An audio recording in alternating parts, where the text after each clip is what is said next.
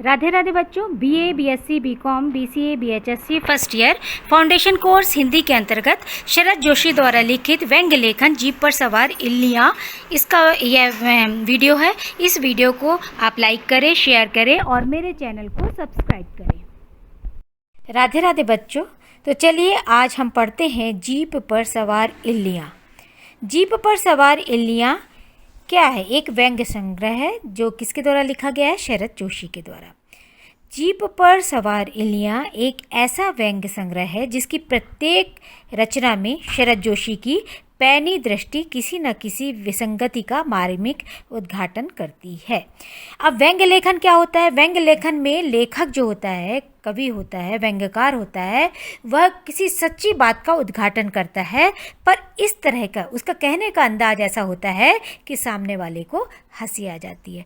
तो जीप पर सवार इल्लियाँ शरद जोशी का जो है व्यंग्य संग्रह है। इसमें बहुत सारे व्यंग्य लेखन उन्होंने किया है और ऐसी पैनी दृष्टि से किया है और मार्मिक उद्घाटन किया है। किसी भी घटना का उन्होंने मार्मिक उद्घाटन किया है।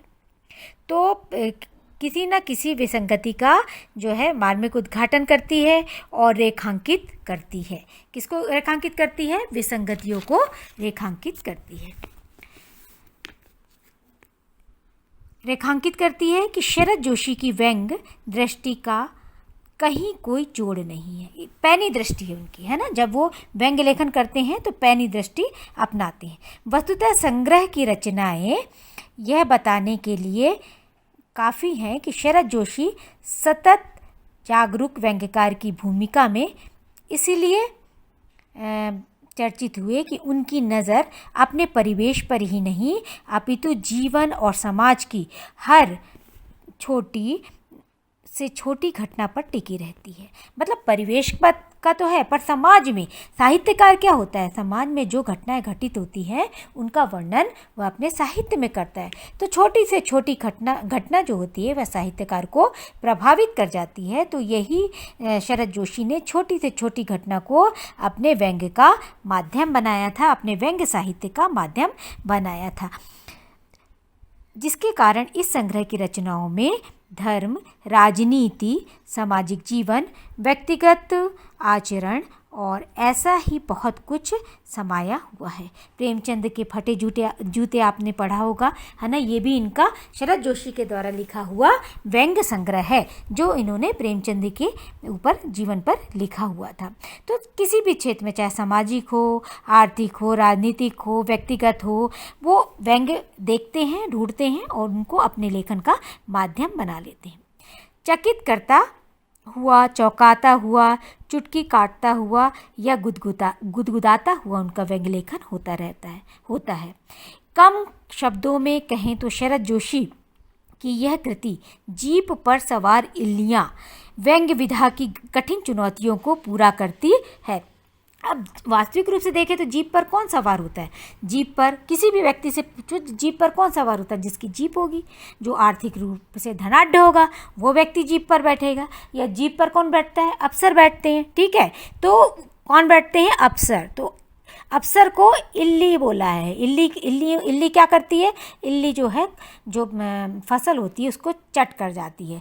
तो जीप पर कौन सवार है? इल्लियाँ, अफसर रूपी इल्लियाँ सवार हैं।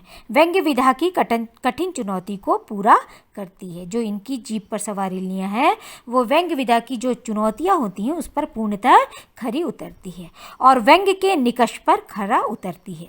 उनके व्यंग्य भ्रष्ट नेताओं की कलई खोलने वाला होता है।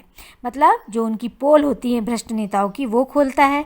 वो साथ ही सामाजिक जीवन और लोकतंत्र की रखवाली भी करते हैं, ठीक है। व्यंग्यकार क्या करता है? सच्ची बात को ऐसे रख देता है कि सामने वाले को हंसी आ जाती है, पर वास्तविक अर्थ जब समझता है तब उसमें गहन अर्थ छुपा होता है। और उनकी व्यंग्य दृष्टि इतनी पैनी है कि कोई भी विसंगति उससे बिंधे बिना नहीं रह पाती है। अब ये बताया है व्यंग्य संग्रह है उनका जीप पर सवार इल्लियाँ, किसका? शरद जोशी के द्वारा लिखा हुआ, जिसमें बहुत सारे व्यंग्य लेखन उन्होंने किया है। उसमें एक जीप पर सवार इल्लियाँ उसका टाइटल है। तो अब इस पूरे निबंध का जो है वह सार है। यहाँ पे देखिए आपके कोर्स में जो है इसमें से ऑब्जेक्टिव प्रश्न आएंगे। लेखक कहते हैं कि मौसम खराब होने के कारण उनके इलाके में बारिश हुई और अचानक ठंड बढ़ गई। ठीक है, इलाके में बारिश हुई और ठंड बढ़ गई। इस मौसमी परिवर्तन के फलस्वरूप खेतों में चने की खड़ी फसल पर इल्ली लग गई। ज़्यादा बारिश हो जाती है तो क्या हुआ, जो फसल होती है वो खराब हो जाती है और उसमें इल्लियाँ लग गई। और स्थानीय अखबारों ने किसानों को हुई इस हानि का खूब व्यंग्य लेख छापा तथा सरकार और प्रशासन पर किसानों की अनदेखी करने का आरोप लगाया कि किसानों की इतनी फसलें नष्ट हो गई है तो सरकार क्या कर रही है किसानों के लिए। इस अखबारबाजी से सरकारी मंत्री विचलित हो गए। जो सरकारी मंत्री थे वह विचलित हो गए, और क्योंकि उनकी जो बैठे हुए थे उनकी समाज के प्रति क्या जिम्मेदारी है ना, और क्या दायित्व है समाज के प्रति, वह अब पूरा नहीं कर रहे हैं सरकारी मंत्री। तो उनकी खिल्ली उड़ गई, पोल खुल गई और उन्होंने तो वो विचलित हो गए और उन्होंने कृषि विभाग के अफसरों को आदेश दिया कि ये वह किसानों को फसल में इल्ली से लगने से हुए नुकसानों का आकलन करे। अब सरकारी आकलन है, अब देखिए कैसा होता है सरकारी कामकाज, इसके बारे में पूरा खुलासा उन्होंने किया है शरद जोशी ने। लेखक आगे कहते हैं कि वे इल्लियों के विषय में कुछ नहीं जानते थे। कौन नहीं जानते थे? कृषि विभाग के अफसर। परंतु किसी विद्वान मित्र, मतलब लेखक यहाँ पे नहीं जानते थे, सरकारी अफसर तो जानते ही होंगे, है ना, कुछ नहीं जानते थे, पर किसी विद्वान मित्र ने उन्हें यह बताया, उन्हें कभी बताया होगा लेखक को कि अन्न की अधिष्ठात्री देवी पृथ्वी को इला कहते हैं। अन्न हमें कौन प्रदान करती है? पृथ्वी। तो उसे क्या कहते हैं? इला भी कहते हैं। लेखक को किसी उनके मित्र ने बताया था। लेखक चकित थे कि एक तरफ तो इला अन्न उगाती है, वहीं दूसरी ओर इल्ली उसी अन्न को क्या करती है? नष्ट करती है। इस प्रकार लेखक ने इला इल्ली को उस माता पुत्री के समान दर्ज दिया जिसमें पुत्री अपने माता की कमाई पर जिंदा रहती है। ठीक है, जो धरती माता है, धरती का एक नाम इला भी है, और इला से ही कौन उत्पन्न होता है? इल्ली उत्पन्न होती है। तो इला जो है अपनी माता की जो है कमाई पर जिंदा रहती है, अपनी माता की कमाई खाती है। लेखक फिर व्यंग्य करते हैं कि जब अखबारों में चने की फसल पर इल्ली नामक कीड़े लगने की खबर छपी और राजनीति शुरू हुई, तब मामला देश की राजधानी दिल्ली तक पहुंच गया। दिल्ली में केंद्रीय सरकार और अफसरों के आदेश पहुंचते ही अभी तक उदासीन स्थानीय सरकारी मंत्री, अफसर, नेता, कार्यकर्ता सभी हड़बड़ाकर जागे। उदासीन थे तो वो भी जग गए और गांवों तथा खेतों के दौरे करने शुरू कर दिए। अफसरों के दौरे शुरू हो गए, गाँव में जाना, खेतों में जाना, देखना कितनी फसल खाई है इल्ली, कितना नुकसान हुआ। कृषि विभाग द्वारा दवाइयों के छिड़काव के लिए हवाई जहाज़ों की व्यवस्था की गई। जाग गया शासन। ठीक है, खेतों में अब जो कृषि विभाग था उसका प्रमुख काम होता है कि वह छिड़काव करे, विभिन्न तरह से किसानों को चेतावनी दे, छिड़काव करे, तो वो अब जागा है जब इल्लियाँ लग गई हैं। कृषि विभाग द्वारा दवाइयों के छिड़काव के लिए हवाई जहाज़ों की व्यवस्था की गई। खेतों में बची चने की फसल और किसानों की स्थिति जानने के लिए नेताओं ने हेलीकॉप्टर से मुआयना शुरू कर दिया। अब नेताओं का क्या काम है? देखना कितना फसल नुकसान हुआ, तो हेलीकॉप्टर के माध्यम से वह फसल का मुआयना करने लगे, फसल को देखने लगे कि क्या नुकसान हुआ है। अब विपक्ष कैसे चुप रह सकता है? वो भी तो कुछ ना कुछ बोलेगा। तो विपक्ष भी मौके की तलाश में था, है ना, विपक्ष तो को बोलना उसका काम है। और उसने कहना शुरू कर दिया कि इस प्रकार के दवा छिड़काव से तो पूरी फसल ही जड़ सहित साफ हो जाएगी, पूरी फसल खराब हो जाएगी। लेखक आगे कहते हैं कि इस प्रकार सभी राजनीतिक पार्टियां मुद्दों की तलाश में रहती हैं। जो विपक्ष में बैठता है उसका काम क्या है? जो भी सरकार का काम है उसमें नुक्स निकालना कि ये गड़बड़ कर रहे हो तुम, इसके द्वारा ऐसा नुकसान होगा, तभी तो विपक्ष में बैठे हैं। और चुनाव में वोट क्या करने के लिए? वोट प्राप्त करने के लिए अपने अपने हिसाब से आपदा की व्याख्या करती है। कौन करती है? हर जो विपक्ष पार्टी होती है उसका यही काम होता है। ठीक है, आगे लेखक कहते हैं कि इल्ली उन्मूलन की प्रगति जानने हेतु कृषि विभाग के अधिकारी खेतों के दौरे करने लगते हैं, और ऐसे ही एक दौरे में उनके एक अधिकारी मित्र जो हैं लेखक को भी अपने साथ ले जाते हैं। ठीक है, तो लेखक के जो मित्र हैं, अधिकारी मित्र थे, तो वो भी कहते हैं लेखक को कि चलो तुम मेरे साथ। लेखक भी चने के खेतों के बारे में जानने के लिए, है ना, जानने के लिए बहुत उत्सुक थे। अतः वह हर्षपूर्वक तैयार होकर अपने अधिकारी मित्र के साथ सरकारी जीप पर सवार होकर दौरे पर चले जाते हैं। रास्ते भर लेखक और कृषि अधिकारी बातें करते हैं जिसमें मानव स्वभाव के अनुकूल वरिष्ठ अफसरों की भलाई बुराई होती रहती है। क्या करते हैं, जब जो दो दोस्त मिलते हैं तो जो भी बड़े बड़े ऑफिसर्स होते हैं उनकी भलाई, कौन सा अफसर भला है, अच्छा कार्य कर रहा है, उसके गुण दोषों का विवेचन करना मनुष्य की प्रवृत्ति होती है। और जब दो दोस्त आपस में मिलते हैं तो वो ये बातें जरूर करते हैं। चने के खेत पर कृषि विभाग का छोटा अधिकारी उन दोनों की प्रतीक्षा कर रहा था। वहाँ पे छोटा अधिकारी तो पहले ही पहुँच जाता है। पर्यवेक्षण के दौरान बड़ा अधिकारी खेतों में लहलहाते हरे चनों के पौधों को देखकर आनंद की अनुभूति अनुभव करता है। हरे हरे चने खेतों पे चने का खेत है, हरे हरे चने लहलहा रहे हैं तो आनंद की अनुभूति होना स्वाभाविक है। बड़े अधिकारी और छोटे अधिकारी खेतों का अवलोकन करते हैं और छोटा अधिकारी हमेशा बड़े अधिकारी को खुश करने के लिए उसकी हाँ में हाँ मिलाता है। ये जो चाटुकारिता की प्रवृत्ति होती है, ये नहीं कि सिर्फ अपना काम करें, है ना। यदि हर व्यक्ति कर्तव्य और ईमानदारी से अपना काम करता है तो देखो हमारा देश जो विकसित देश बनने में देर नहीं लगेगा। पर हमारे यहाँ जो ये चाटुकारिता की प्रवृत्ति है, इससे हमारा देश जो है पिछड़ रहा है। तो यहाँ पे जो चाटुकार अधिकारी है वो हाँ में हाँ मिलाता जाता है और अगर नहीं मिलाएगा तो उसका बड़ा अधिकारी नाखुश हो जाएगा। जैसे जब बड़ा अधिकारी पूछता है कि खेतों में इल्लियाँ तो नहीं है, तब छोटा अधिकारी कहता है कि सर अब नहीं है। जब बड़ा अधिकारी कहता है कुछ तो नज़र आ रही है, तब छोटा अधिकारी हाँ में हाँ मिलाते हुए कहता है कि जी हाँ, कुछ दिखाई तो दे रही हैं, कुछ तो हमेशा रहती हैं परंतु बहुत ज़्यादा नुकसान नहीं करती।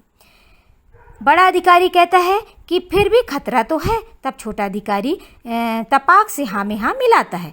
फिर जब बड़ा अधिकारी कहता है कि ऐसे तो इल्लियाँ फिर से बढ़ सकती हैं, तब छोटा अधिकारी सहमति देते हुए हाँ में हाँ मिलाता है। ठीक है, तो अपने विवेक, अपनी बुद्धि से छोटा अधिकारी काम नहीं करता है। छोटा अधिकारी अपने विचार या अपनी बातें प्रस्तुत नहीं करता है, जिससे समाज जो है, देश जो है, वह गर्त में चला जाता है। और यही स्थिति बनी हुई है जिसे बड़े बड़े नेता ये मिटाने में प्रयासरत हैं। भ्रष्टाचार को देश से मिटाना बहुत आवश्यक है। चाटुकारिता जो कुप्रवृत्ति है, ये भी हर व्यक्ति को ईमानदारी से काम करना चाहिए। थोड़ी देर इधर उधर मुआवना, जब सब सही हो जाएंगे तो फिर कोई दिक्कत ही नहीं रहेगी।